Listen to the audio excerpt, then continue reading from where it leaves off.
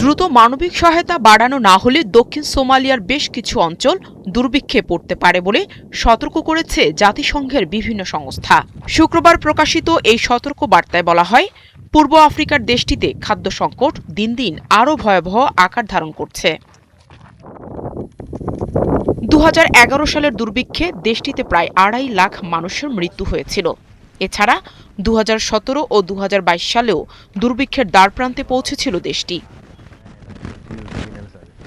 ইউনিসেফের মুখপাত্র Ricardo Pires জানান, 2026 সালের এপ্রিল থেকে জুনের মধ্যে প্রায় 1/3 সোমালিয়ার সাধারণ জনগণ তীব্র খাদ্য নিরাপত্তাহীনতার মুখে পড়বে।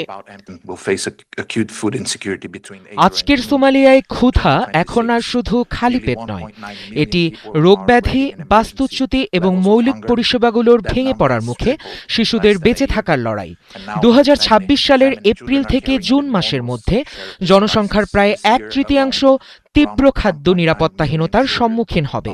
প্রায় 19 লক্ষ মানুষ ইতিমধ্যেই ক্ষুধার চরম পর্যায়ে রয়েছে। 1 বছরেরও কম সময়ে এই সংখ্যা 3 গুণ বেড়েছে। এদিকে জাতিসংঘ মহাসচিবের উপপ্রতিনিধি জর্জ কনওয়ে বলেন, সংঘাত, রোগব্যাধি ও খরার পাশাপাশি মধ্যপ্রাচ্য সংকটের প্রভাবে খাদ্য ও জ্বালানির দাম বেড়েছে। একই সঙ্গে কমে গেছে আন্তর্জাতিক মানবিক সহায়তা। তিনি আরও সতর্ক করে বলেন, এখনই কার্যকর পদক্ষেপ নেওয়া না হলে পরিস্থিতি দ্রুত দুর্ভিক্ষে রূপ নিতে পারে।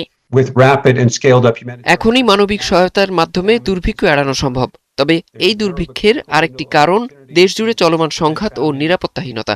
পাশাপাশি মধ্যপ্রাচ্যের সংকটের কারণে খাদ্য ও জ্বালানির মূল্যবৃদ্ধি এবং মানবিক সহায়তায় আকস্মিক ঘাটতির সম্মুখীন হচ্ছে সোমালিয়া। এছাড়া জাতিসংঘের তথ্য অনুযায়ী